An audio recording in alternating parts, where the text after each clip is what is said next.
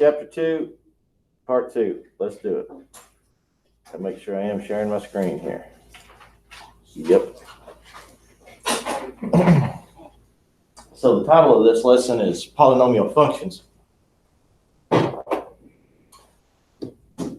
So we're going to graph polynomial functions and model real-world data with those.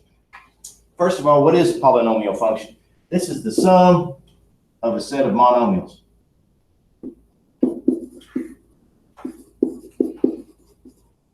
And you'll remember we learned what monomials were in the previous section. Some rules about polynomial functions. There must be no division by a variable and no negative exponents, which is another way to say the same thing. And there's a few other rules like no variables multiplied together, at least in single variable polynomials, but we'll worry about those later. For now, no division by a variable, no negative exponents. If you have those things, you would have a domain break. So polynomials are all continuous. What's the simple way to describe a continuous function? You can blank without blanking your blank. Draw without lifting the pencil. There you go, buddy.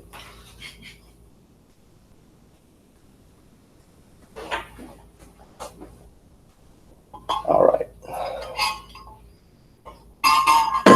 Next, a polynomial function of degree n. So I'm going to give you a general form. Any polynomial can be written in this way.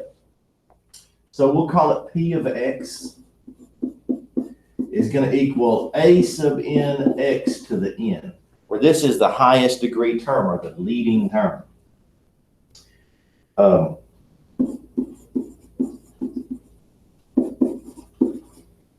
this, of course, would vary by polynomial. Some polynomials have a third degree term for their highest term, some a fourth, a fifth, and so on. So whatever the highest power of x is, that would be your leading term. And then from that point, you would write them in descending order and so on until you get to the linear term and then the constant term.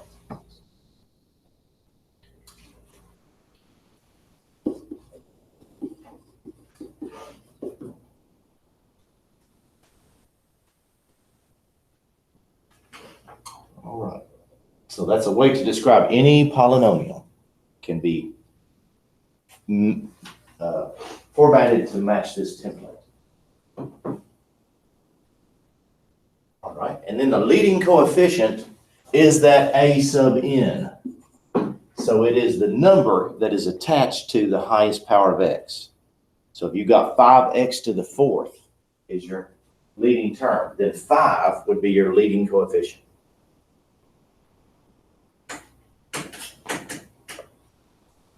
All right, the leading term test.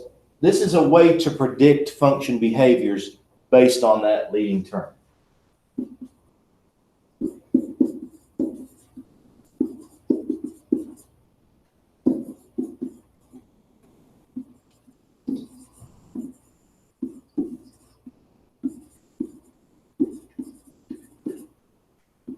Just that first term. So a sub n x to the n. We can use that, just that one term, to predict many things about the function's behavior. And you guys have heard of a linear function. So what's the characteristic of a linear function? Here's a hint. The graph is a blank blank.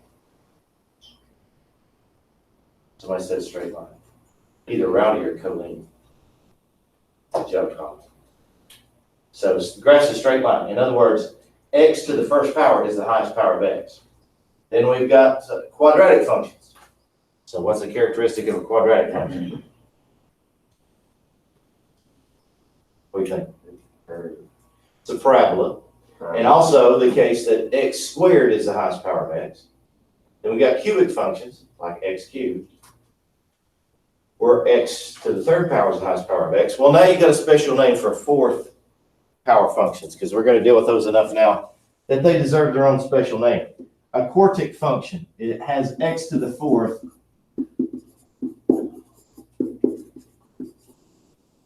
is the leading term. And it, of course, would be preceded by some coefficient. But some coefficient times x to the fourth is the leading term, and we call that a quartic function. So there are words for higher numbers in Latin. You got quintic would be for the fifth. Sextic would be for the sixth. That's a fun one. Septic for seventh. Octic for eighth. Novic for ninth. But we don't use those enough to really worry with them. Okay, turning point. This is where the slope changes in a function.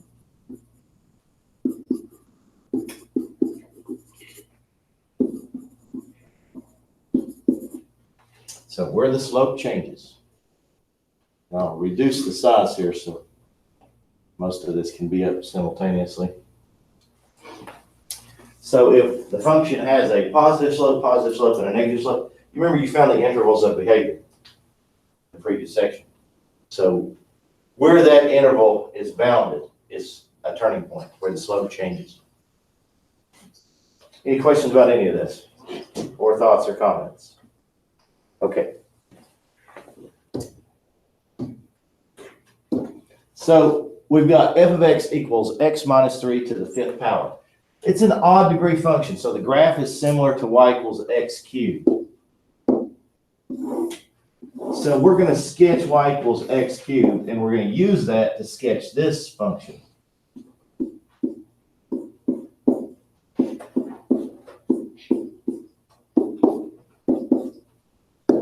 So I know x cubed has those 3 points, and it's like that. So I notice this is odd. It's an odd power. So it's going to have a similar shape to y equals x cubed. And its input has 3 subtracted from it. So it's going to go 3 units to the right. You remember input effectors behave the opposite of the way you'd expect? So what's going to happen is these points are going to be translated 3 units to the right. Yeah. But the x to the fifth is just going to be a tighter, steeper line.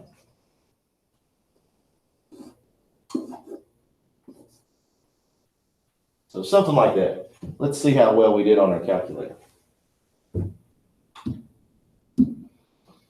So x to the third power, and then we're going to compare that to x minus 3 to the fifth power. And let's zoom 6. It'll be a bigger graph than this. Yeah, pretty dang close. But you see the subtle difference between the two? Mine's just a little bit steeper. It's so steep anyway, it's hard to make that distinction. But what about x to the sixth minus 1? Well, first of all, this power on the leading term is even. And I know this is going to take us down 1. So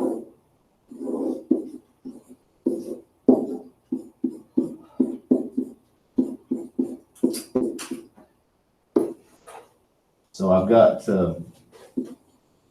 y equals x squared will be a good guide for what the shape is like. And y equals x squared looks something like this. So if I take those points, move them down 1, and then I make the parabola even steeper, that'll probably be about what x to the sixth power minus 1 looks like. Once again, let's use our calculator to check our work.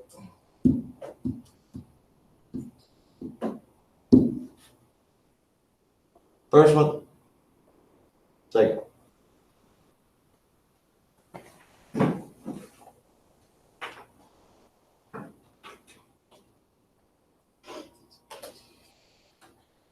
The top one is the one that's out more, and the other one's working out, right? Yes. I'll make the second one fat, Rachel, to help you make that distinction. So the fat line there is the x to the sixth power minus 1.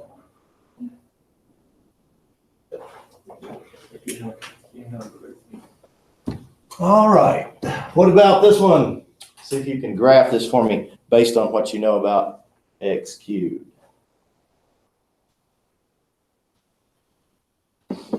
Give you just a minute or so.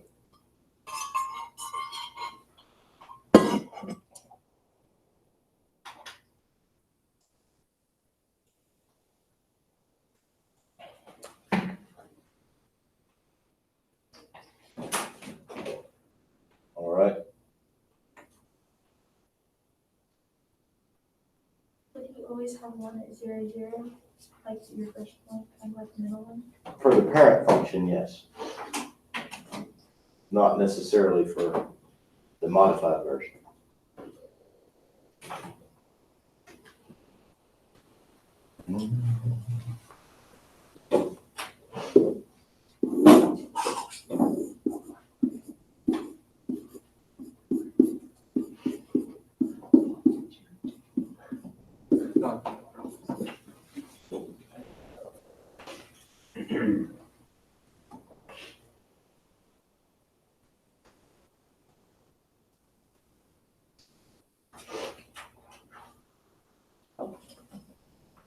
Already got that Desmos.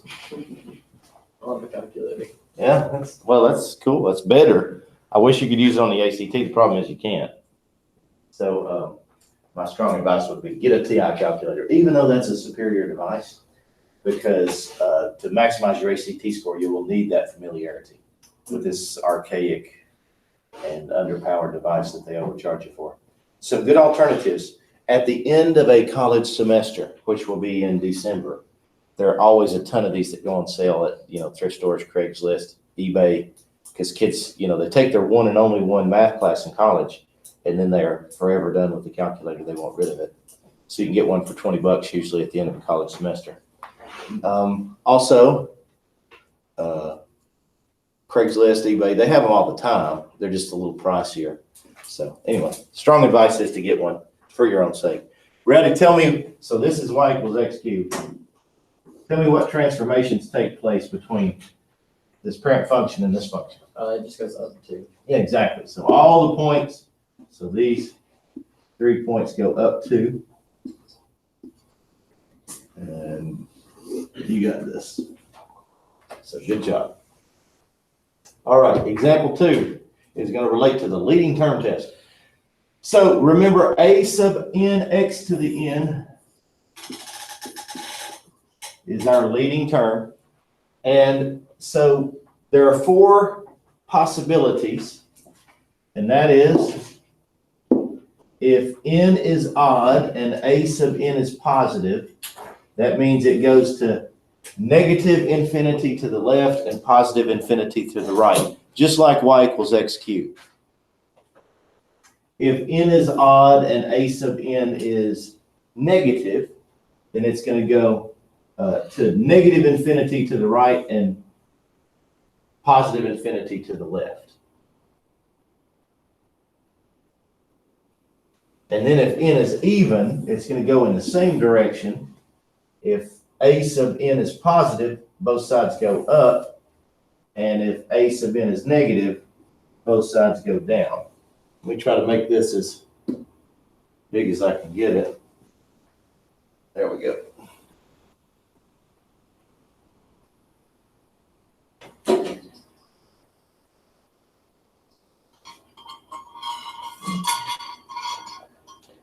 So the leading term, all I need to do is look at that leading term. Doesn't matter what the heck is going on with the other terms. This leading term, and only the leading term, determines the end behavior. Because you think about it, for really high powers of x, or high values of x, the leading term is going to be so much larger than the other terms, they won't even matter.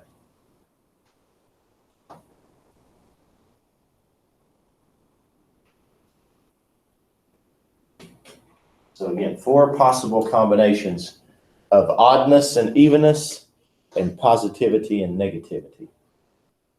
So the oddness or evenness of the power on x and the positivity or negativity of the leading coefficient.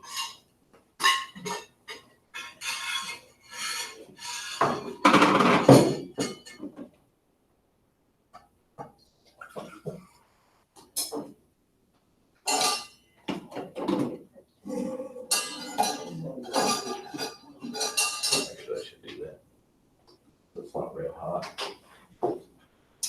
Questions about this? Anybody, thoughts or comments? Jesse, you need another second? No. Okay. So let's apply this. Describe the end behavior of this graph using limits. So here we have 3 times x to the 4th. So what I find is a is greater than 0 and n is even. So that tells me it's going to be like y equals x squared. It's going to go up to positive infinity in both directions. So the limit as x goes to infinity of f of x equals positive infinity, and the limit as x goes to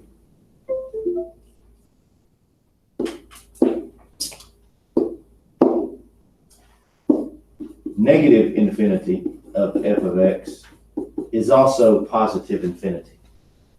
And that is because it is in that category where the end behavior is going to be the same as this.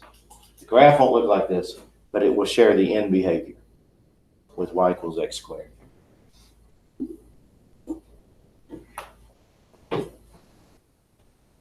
We'll get used to that calculus notation. The limit. You're going to write a lot of limits in calculus. In fact, that's the whole first 2 chapters, as I recall.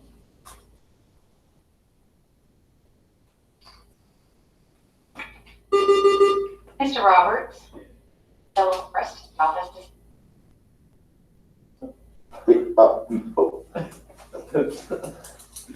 Rip. Okay, let's try it again. Negative 3x squared. So here is a less than 0, and here is n being even. So that means it's going to be like negative x squared.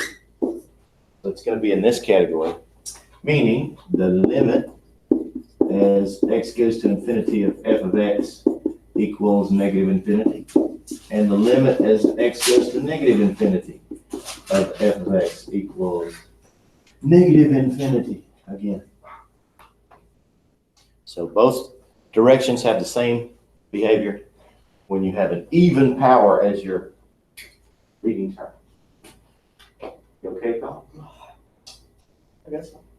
Guys just looked a little red, Always. like you've been hit by bait. Favorite pastime. My lungs still work by 21. I do it. Okay. So questions about this one? All right. Next, negative 2x to the 5th minus 1. And we have to be careful because here they tricked us, and I'll show you what I mean. And the reason why I went through that, I want to see if you guys would catch it. Because there's one like this on a test or a quiz, and I want it to stick in your memory. So you see how I just circled the first term? But I want you to look carefully. Is that really the highest degree, highest power of x? No. So they listed this in non-standard order, which is a tricky trick, but it's one that might get thrown at you. So ignore that nonsense. It's actually a greater than 0 and n odd. So make a mental note. Do not fall for that trick. So the real answer is going to be the same as y equals x cubed. So the limit as x goes to infinity of f of x. And when you're not graphing it, you're just looking at the term, this is an easy mistake to make. So to the right, it's going to go to positive infinity. To the left, negative infinity. All right, so make a mental note. Don't make that same screw up. The first term listed is not necessarily the leading term if it's not in standard form. So all this is a boo-boo.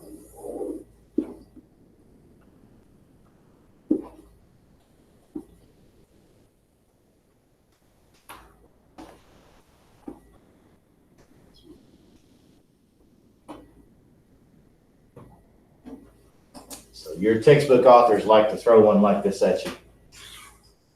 You'll probably see one, homework, quiz, test, etc. All right, now let's go on to this one. In this case, there's no real potential for confusion. you've got a less than 0 and n is odd, which is going to be like negative x cubed. So the limit as x goes to infinity, and the limit as x goes, oh, are you kidding me?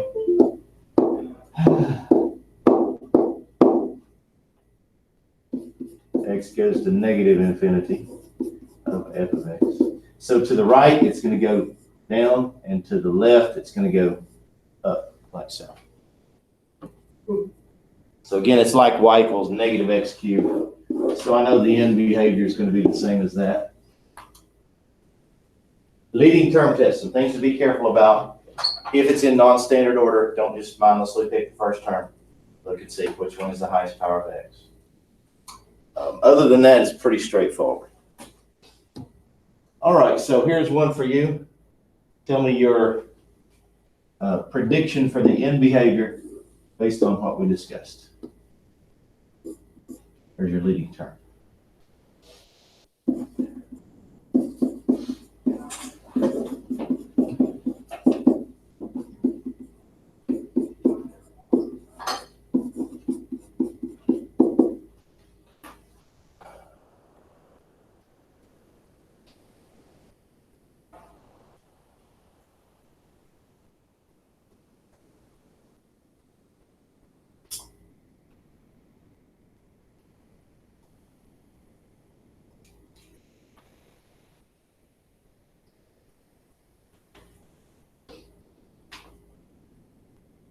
All right, Holden, what about this first one?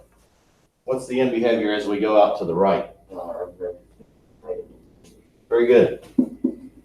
What about this one, Jesse? Very good. All right, so just like the previous example, zeros and turning points. So the fundamental theorem of algebra, it's called the FPA. Says a polynomial has at least one zero. But an important corollary of it, the most important corollary of it, is that a polynomial has exactly the highest degree number of complex zeros. So if it's a 6th degree polynomial, it'll have 6 complex zeros. Some might be imaginary, some might be real. But if the total is 6, you see how the function could never have more than 6? So that means the highest degree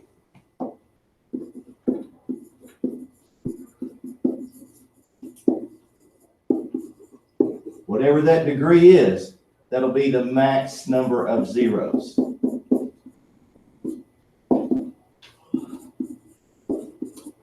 So whatever that highest degree term is, the n, the highest power of x, that'll equal the maximum number of zeros that the polynomial could have. And that number minus 1 equals the max number of turning points, which I'll abbreviate with TP. So the highest degree term is going to be equal to the most possible number of zeros, real zeros the function can have. And then that number minus 1 is going to be the max number of turning points. So for example, here we've got 3x to the 6th. It can have at most 6 real zeros or 5 turning points.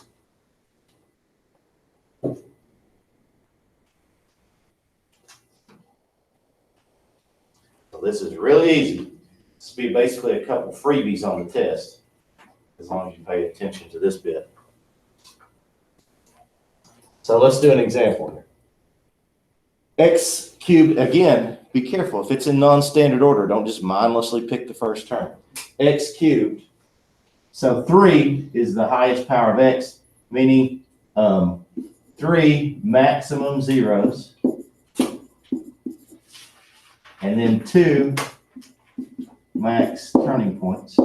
And then it says determine all the real zeros by factoring. So f of x equals x cubed plus 5x squared plus 4x. Change f of x to 0. And then in that expression on the right side of the equation, I'm going to factor out the GCF. What's my GCF here, Bristol? What's a factor all these terms share? 4. True, but that's not very useful to factor out. There's one additional factor. X, very good. Yeah, so X, which leaves us with X squared plus 5X plus 4. And then I can factor what's in parentheses here. So that's X plus 4 times X plus 1. And now you see we're fully factored. And I can use the zero product property to say X equals 0, X equals -4, or X equals -1. So 3 was the maximum number of zeros I thought I might find. And here it does have exactly 3. It could have had some imaginary zeros, in which case this would have been an irreducible quadratic. We could have found those with the quadratic formula. Yes, ma'am? So where did you get the number 2 turning things from? So this is n. This is n minus 1. N being the highest power on x. So identify the highest exponent. That's your max zeros, n. Then subtract 1 away from it. That's your max turning points. Again, these are basically like freebies. You got a couple test questions about this. Don't miss them. All right. So this one throws something at you that you have not yet seen. So even though it's supposed to be a student example, one of the problems with this text is the textbook author often cranks the student examples difficulty up to 11, which I don't like. So I'll just help you with this. First of all, what is the highest power of x here, Rowdy? 4. And so I should expect what max number of zeros? 4. Indeed. And then what are the max number of TPs, Rachel? 3. Very good. Not TB, TP.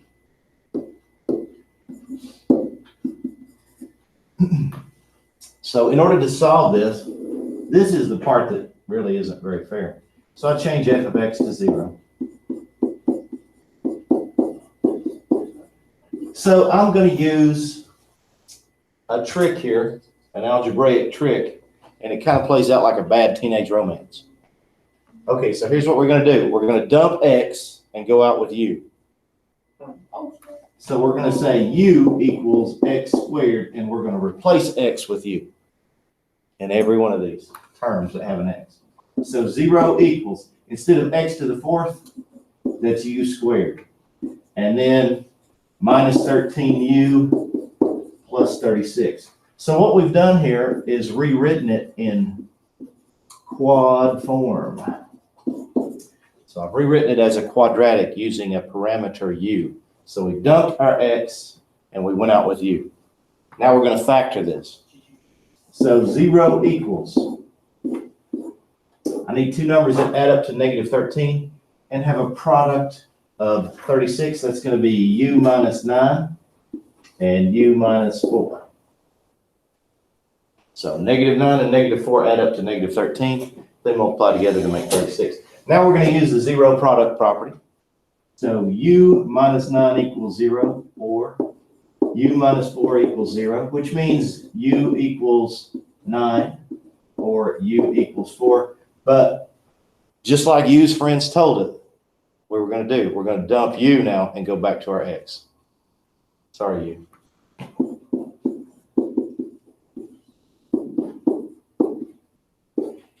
So x equals plus or minus 3, or x equals plus or minus 2. And this is a total of 4 zeros.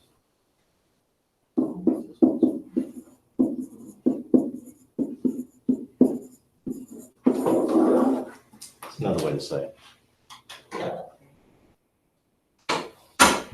Questions about that one? Now, John Jones probably taught you that trick at some point, or something like it.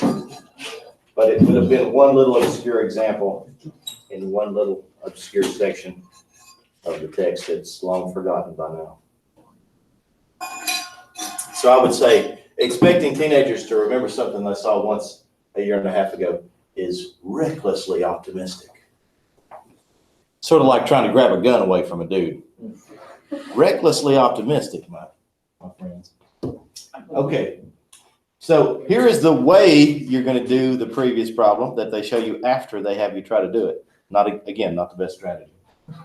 But this is a concise description of what we just did. You don't need to write it down, but know that it exists in your text. So quadratic form. Here, once again, we have a situation where we're going to have to use the same strategy. The number and of possible real zeros and turning points. In this case, that's going to be 4 max zeros and 3 max TPs. And so finding all the real zeros. I'll go through this one a little faster.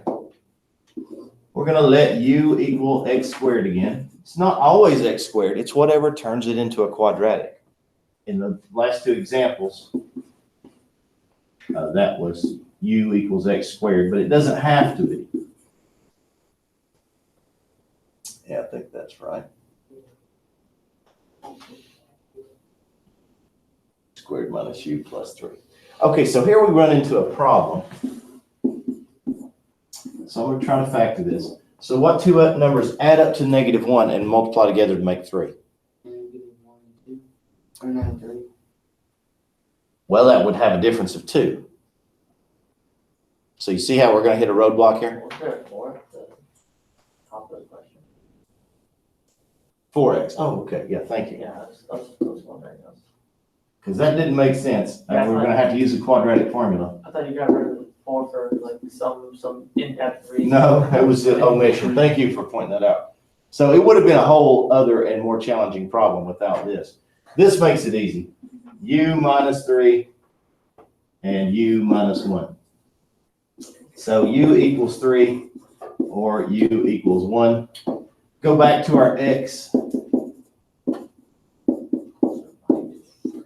So x equals plus or minus the square root of 3, or x equals plus or minus 1. So these are irrational, but they're still real zeros. There we go. Okay. All's well that ends well.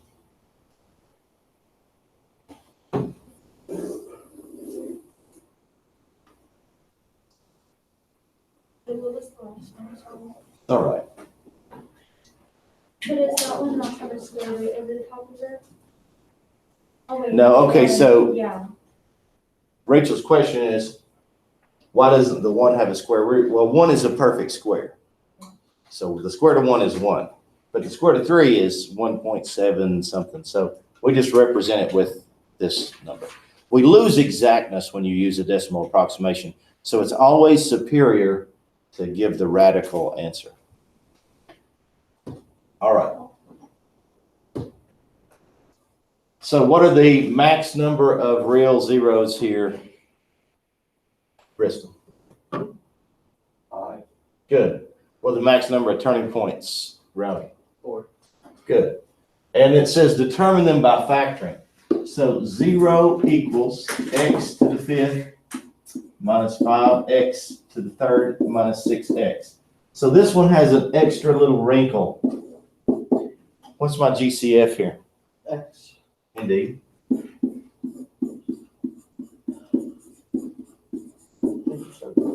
And now you see I can consider this independently. So I'm going to consider this term by itself for a second. And I'm going to change the x to a u.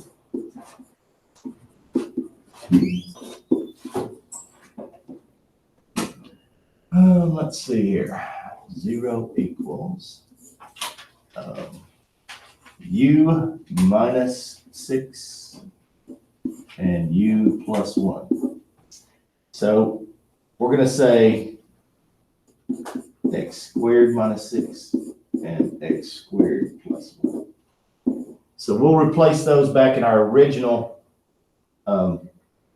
equation because we can't leave that x out.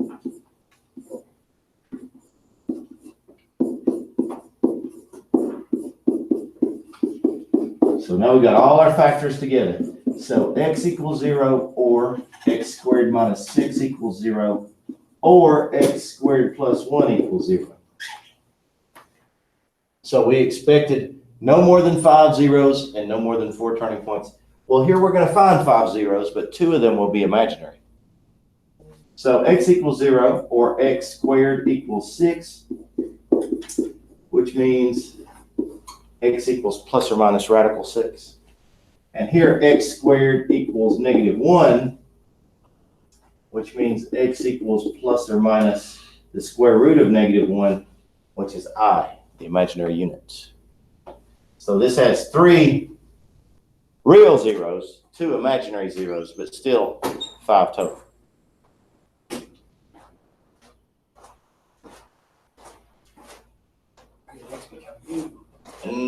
We dumped x, went out with you. We don't care about our x no more. So let's say the 6 is negative. Would that be like plus or minus 6i? Yes. Yeah, so Rachel's question was, what if this had been a negative 6? Would this be plus or minus radical 6i? Yes. The I would be outside of the radical. A common mistake is to leave the I inside the radical. Don't do that. I inside the radical is an extremely complex idea that you won't encounter till very much later in the text, if at all. So I sits outside the root, typically. So it'd be like plus or minus I squared is 6. You could write it that way. Or square root of 6i, as long as you don't put the I inside the radical. It does not belong there. All right, repeated zeros. Sometimes zeros happen more than once. So they can confuse you where this total is concerned. So we've got here 4 max zeros, 3 max turning points, and we'll determine them by factoring. So 0 equals, and if I factor out x squared here, I get x squared plus 5x plus 6, and so that's x squared, x plus 3, x plus 2, if I factor that quadratic. And so I get 0 product property, x squared equals 0, or x equals negative 3, or x equals negative 2. So that's only 1, 2, 3. I expected to get 4, but the reason why that happened is this occurs twice.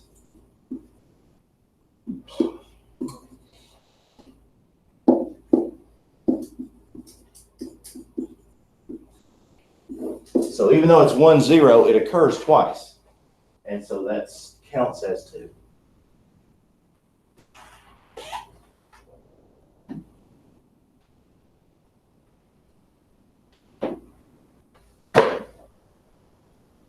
We're almost there, bros.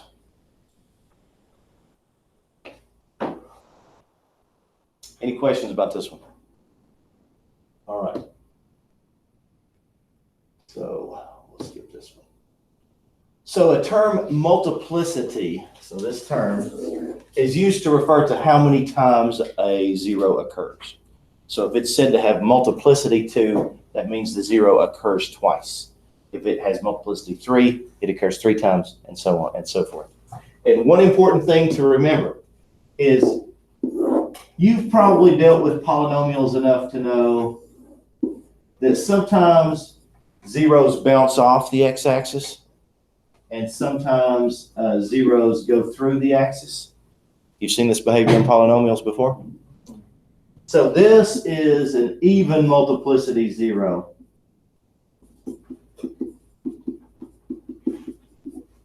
And this is an odd multiplicity. Gosh, that's a long word. So even multiplicity deflects off the x-axis. Odd multiplicity crosses the x-axis.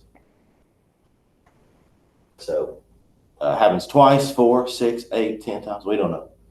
But whatever the multiplicity is here, it has to be even. And whatever it is here, it has to be odd. So bouncing off or deflecting, as your book calls it, from the x-axis is even behavior, and going through it is odd behavior. Think about x squared and x to the third. That helps you at 0. So x squared is even, and so it bounces off. X cubed is odd, so it strikes through it. So apply the leading term test for this.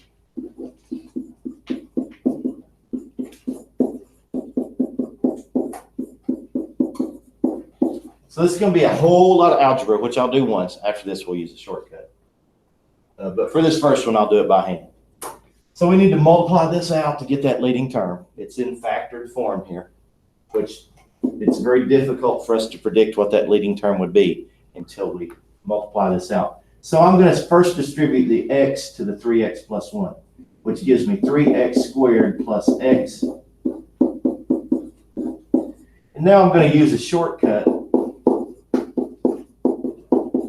here on x minus 2 squared. Remember that a minus b squared is a squared minus 2ab plus b squared. So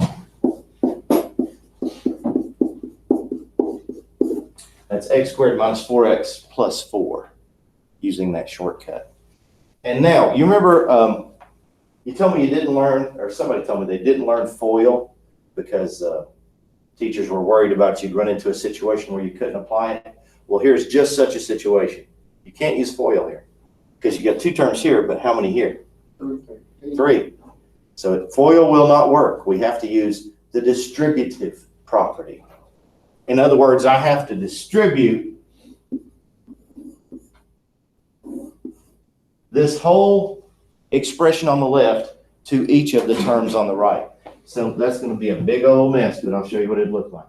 So that's 3x squared plus x times x squared plus 3x squared plus x times negative 4x. You with me so far? Stop me if you don't know where this is coming from. 3x squared plus x times 4. So I distributed the first binomial to every term in the second trinomial. Now we'll distribute again. So that's 3x to the 4th plus x cubed. And then here that's minus 12x cubed. And that's minus 4x squared. And then here that's plus 12x squared. And that's plus 4x. So we're going to combine like terms for this last step. We've only got 1/4 power. That's our leading term. And then we've got x cubed minus 12x cubed. So that's minus 11x cubed. And then I've got minus 4x squared plus 12x squared. That's plus 8x squared. And then plus 4x. But we don't really care about all that mess. We care about this term. So it is positive a, even n. And so I know its behavior. It's going to be the same as x squared.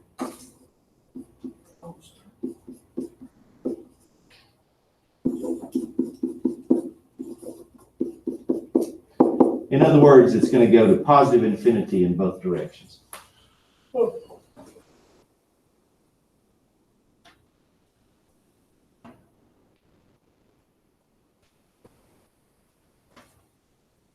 Stop me if you have any questions about this. Okay. Make sure we met the brief here. Apply the leading term test, yep. So determine the zeros and state their multiplicity. Well, this task is quite a bit easier. We don't have to expand anything out because it's already fully factored. So this 0 is x equals 0, and its multiplicity is 1, so I don't have to worry about that. This one is 3x plus 1 equals 0, which means 3x equals negative 1, or x equals negative 1/3. Once again, the multiplicity is 1. So nothing special there. Here it's x minus 2 equals 0, which means x equals 2. But this one, you see how the term is to the second power? So that means it has multiplicity 2. So both of these are multiplicity 1, 0, and negative 1/3, and then x equals 2 is multiplicity 2. meaning I would expect it to deflect off the axis at positive 2 and go through the axis here at 0 and negative 1/3. So I can predict some behaviors of the graph that way. And I can use the leading term test also to predict what it does as it goes to positive and negative infinity. Find a few additional points. So here's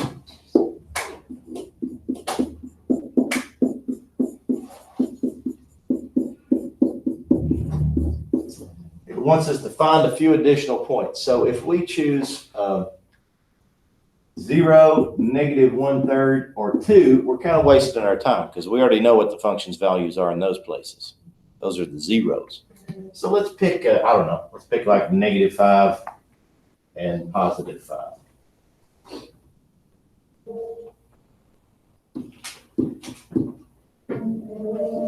So x times 3x plus 1 times x minus 2 quantity squared. And we'll go to the table here. Let me change my table setup to start at negative 5 and go up by 1. So 3, 4, golly, that's huge. Let's just stick with negative 1, because anything else is going to be way off the charts. So f of negative 1 equals positive 18, I believe it was. Yep. And 5 is also way too big. So we'll just do f of 3 is 30. Bathroom party. My boy's going to hit that jewel.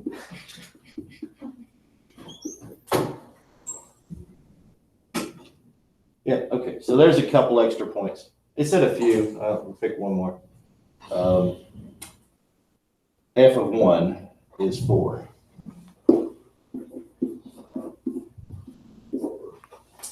So now it says graph the function. So use all the stuff we figured out about this function from A, B, and C to now sketch the graph, and we'll compare it to the calculator and see how we did.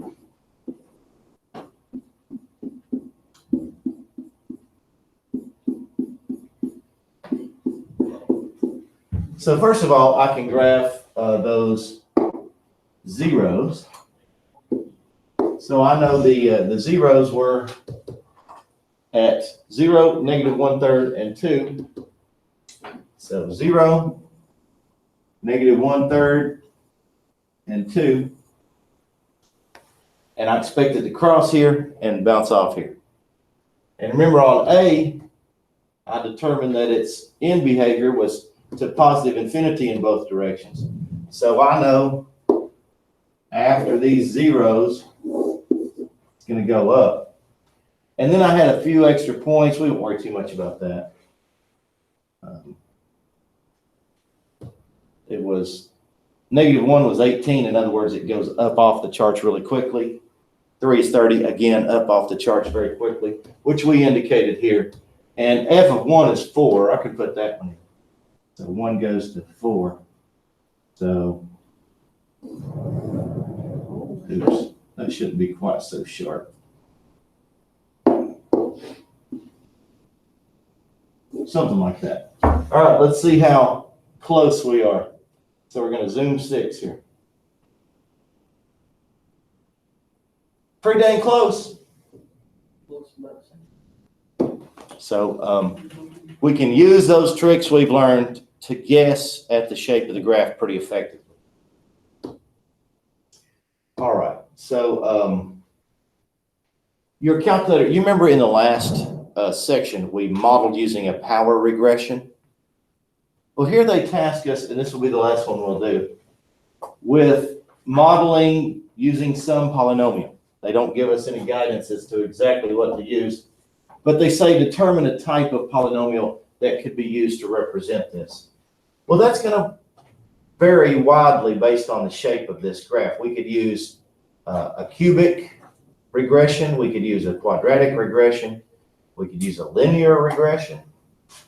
It looks like it's going up and then down, down, down. So sometimes a town's population grows. You know, this town, Elizabethton, used to be quite a bit larger. in terms of population.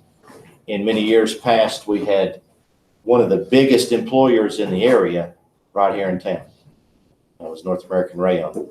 They employed, I think, 5,000 people at their peak. So think about 5,000 good paying industrial jobs and what that would do to the population of a town. And of course, those evaporated because we don't really make anything in America anymore. We just consume things. But something like that could have happened to this place. So let me just show you real quick. We'll do a linear regression and a quadratic regression and then a cubic regression. We'll see which one is best. So edit the data, clear out the stuff from yesterday's problem. And I get so many questions about this. If I were you guys, I would go through this process with me. Just because every time kids go to do this, they're like, how do you do that again? So you may think you remember, but I'm not so sure.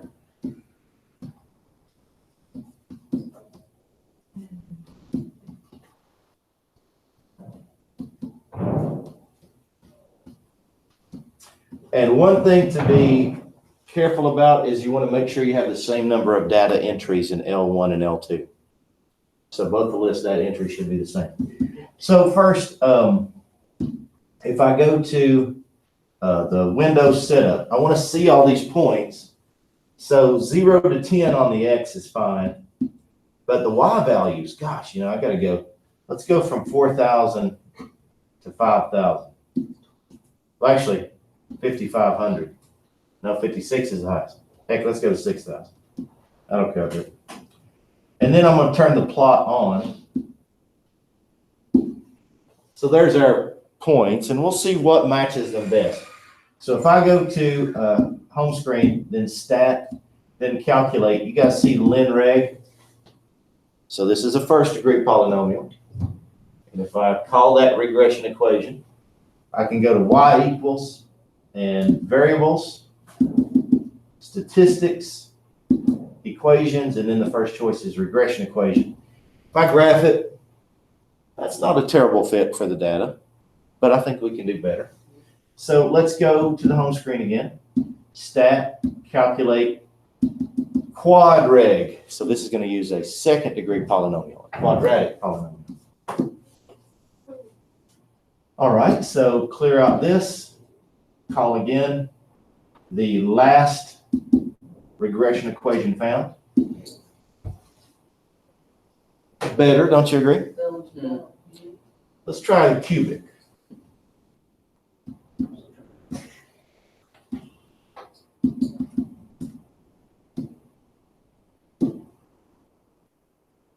All right, so y equals, clear out this mess. Oops.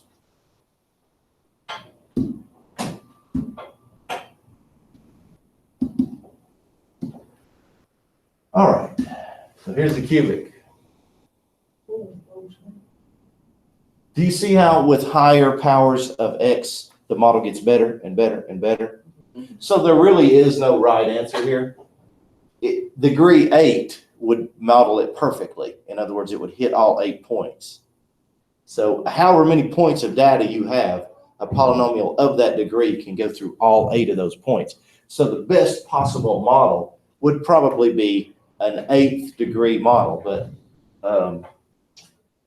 it's exponentially more computing power required for each higher level of x. So once you get beyond 4th, 5th, people don't use those very often because it's just simply not necessary. Usually a cubic would do the job pretty well, as you saw there. All right, gang. So here's what I'd like for you to do for me before Monday, page 104, 3, 4, 16, 17, 24, 25. Hope you guys have a great weekend.